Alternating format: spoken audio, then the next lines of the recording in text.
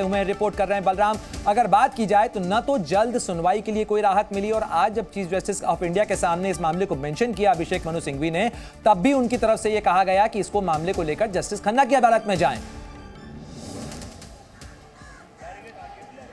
बिल्कुल, देखिए अभी ये पूरा मामला लिस्ट में भी नहीं आया है और यही वजह है कि सुप्रीम कोर्ट ने उन्हें सलाह दी है कि वो इस मामले को लेकर के निचली अदालत में जाएं, और जिस तरीके से मामले की सुनवाई चल रही है उसको लेकर के, क्योंकि अगर हम जमानत की प्रक्रिया पर बात करेंगे तो आपको निचली अदालत से होकर के ही सुप्रीम कोर्ट तक जाना होगा, सीधे आप सुप्रीम कोर्ट नहीं जा सकते। क्योंकि आपने देखा होगा कि जब मनीष सिसोदिया की जमानत को लेकर के सीधे सुप्रीम कोर्ट आम आदमी पार्टी गई थी तो सुप्रीम कोर्ट ने यही कहा था कि आप निचली अदालत में जाइए, अभी आपके पास कई विकल्प हैं। अगर जमानत के लिए सीधे आप सुप्रीम कोर्ट नहीं जा सकते, आपको सेशन कोर्ट, हाई कोर्ट और उसके बाद सुप्रीम कोर्ट तक जाना पड़ता है इस पूरी प्रक्रिया के अंदर। लेकिन अगर दलीलों की बात की जाए तो किस दलील के आधार पर, क्या आर्टिकल 32 या आर्टिकल 226, किसके आधार पर सुप्रीम कोर्ट का दरवाजा खटखटाया है आम आदमी पार्टी और अरविंद केजरीवाल के वकीलों ने?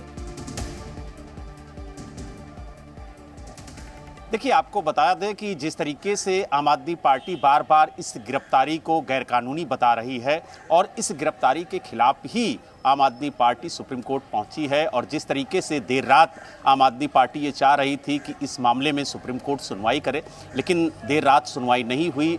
आज सुबह सुप्रीम कोर्ट में जब ये मामला पहुंचा है तो सुप्रीम कोर्ट ने यही कहा। तो इस समय की बड़ी खबर आपको बता रहे हैं, जहां एक तरफ सड़क पर आम आदमी पार्टी के कार्यकर्ता उतरे हुए हैं तो वहीं सुप्रीम कोर्ट के अंदर भी हलचल तेज है। जस्टिस खन्ना की बेंच में पहुंचे अभिषेक मनु सिंघवी। अब से कुछ देर पहले भारत के प्रधान न्यायाधीश की तरफ से उन्हें सलाह दी गई थी। जब उनकी अदालत के अंदर अभिषेक मनु सिंघवी ने अरविंद केजरीवाल की गिरफ्तारी का मुद्दा उठाया था, तब उन्हें जस्टिस खन्ना की अदालत में जाने की सलाह दी गई थी। और अब जस्टिस खन्ना की बेंच के सामने पेश हो चुके हैं अभिषेक मनु सिंघवी, जो कि अरविंद केजरीवाल की पैरवी कर रहे हैं और उनके सामने मेंशन करेंगे इस मुद्दे को। मेरे सहयोगी बलराम लगातार रिपोर्ट कर रहे हैं। बलराम, जस्टिस खन्ना की अदालत में अभिषेक मनु सिंघवी पहुंच चुके हैं। मेरा फिर सवाल उसी चीज को लेकर है कि क्या होगी प्रमुख दलील? गिरफ्तारी का विरोध अगर किया जा रहा है तो किस आधार पर, किस तकनीकी और कानूनी पहलू के आधार पर गिरफ्तारी का विरोध कर रहे हैं? बिल्कुल, देखिए आम आदमी पार्टी की तरफ से यही कहा जा रहा है कि ये गिरफ्तारी जो है वो गैरकानूनी और असंवैधानिक है, और इसी बात को लेकर के सुप्रीम कोर्ट पहुंचे थे। लेकिन जिस तरीके से जस्टिस खन्ना की बेंच पर ये मामला पहुंचा है और बताया जा रहा है कि सुनवाई चल रही है, लेकिन जिस तरीके से अभिषेक मनु सिंघवी जो अरविंद केजरीवाल के वकील हैं, उन्होंने पक्ष रखते हुए कहा कि जिस तरीके से विपक्ष के नेताओं को लगातार जेल में डाला जा रहा है और लोकसभा चुनाव है, ऐसे में पार्टी का बड़ा चेहरा है अरविंद केजरीवाल, और चुनाव में कहीं ना कहीं पार्टी को क्षति पहुंच सकती है। अगर उन्हें राहत नहीं मिलती है तो चुनाव का जो प्रभाव है वो भी देखने को मिलेगा। और जिस तरीके से सीधे तौर पर किसी एफआईआर में उनका नाम नहीं है और अभी तक ईडी और ये तो हुई राजनीतिक दलीलों की बात बलराम, लेकिन जाहिर तौर पर अदालत के सामने जब जाते हैं तो कोई ना कोई कानूनी पहलू, कानूनी पक्ष लेकर जाना होता है। लेकिन अगर आम आदमी पार्टी की रणनीति की बात की जाए तो क्या भगवंत मान भी पहुंच चुके हैं दिल्ली? क्या आज तमाम नेता मिलकर कोई बड़ा विरोध प्रदर्शन करने की तैयारी कर रहे हैं? बड़े नेताओं की अगर बात की जाए तो जो तमाम नेता हैं वो इस समय कहां पर हैं?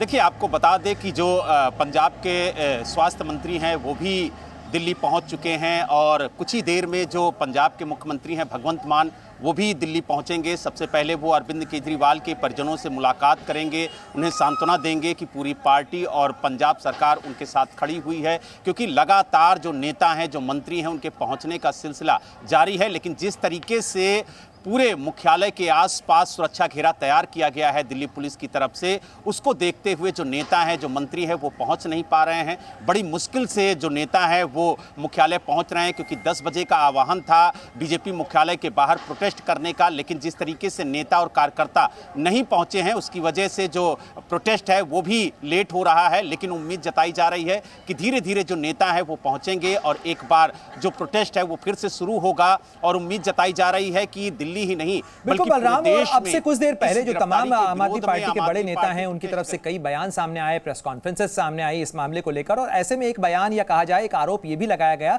कि अरविंद केजरीवाल के जो परिवार हैं उसको भी एक तरीके से नजरबंद रखा गया है। क्या इस मामले में आपके पास कोई जानकारी है, कोई स्थिति स्पष्ट हो पाई है? अरविंद केजरीवाल का परिवार, क्या उनसे सॉलिडारिटी एक्सप्रेस करने के लिए क्या परिवार भी राउज एवेन्यू कोर्ट में पहुंचेगा? देखिए, आपको बता दें, जो दिल्ली सरकार के कैबिनेट मंत्री हैं गोपाल राय, उन्होंने कहा कि जब हम अरविंद केजरीवाल के परिवार से मिलने उनके सरकारी आवास पर पहुंचे तो कहीं ना कहीं जो पुलिस है उन्हें अंदर नहीं जाने दे रही है, तरीके से के अंदर नजरबंद किया गया। हालांकि उनका कहना है कि हम हाल चाल जानने के लिए गए थे और जिस तरीके से कल दिल्ली के मुख्यमंत्री अरविंद केजरीवाल की गिरफ्तारी हुई है उसको लेकर के उनके परिवार से हम मुलाकात करना चाहते थे, वो किस तरीके से किस हाल में होंगे ये जानना चाहते थे, लेकिन उन्हें पुलिस अंदर नहीं जा रही है। और यही वजह है कि उन्होंने बाहर निकलकर मीडिया से कहा कि जिस तरीके से बलराम पांडे ये स्पष्ट कीजिएगा कि इस समय अभी भी अरविंद केजरीवाल का जो परिवार है वो उनके सरकारी आवास में मौजूद हैं, सिटिंग चीफ मिनिस्टर हैं अरविंद केजरीवाल, उनके परिवार को भी सुरक्षा हासिल है। जो सुरक्षाकर्मी वहां पर तैनात होंगे उन्हें परिवार की इजाजत के बाद ही कोई व्यक्ति अंदर जा सकता है। तो ऐसे में दिल्ली पुलिस ने अगर रोका है गोपाल राय को, मुलाकात करने के लिए पहुंचे थे, कब मुलाकात करने के लिए पहुंचे थे और किस आधार पर पुलिस ने रोका उन्हें? देखिए, आपको बता दें, लगभग 10 बजे के आसपास जो गोपाल राय हैं वो सीएम आवास पहुंचे थे और वो परिजनों से मुलाकात करना चाहते थे, लेकिन उनका आरोप है कि उन्हें अंदर नहीं जाने दिया गया, उन्हें रोका गया। और उन्होंने ये आरोप लगाया कि जो अरविंद केजरीवाल का परिवार है उसे नज़रबंद किया गया है, किसी से मिलने नहीं दिया जा रहा है और किसी को भी अंदर जाने की इजाज़त नहीं दी जा रही है। रोकना चाहूंगा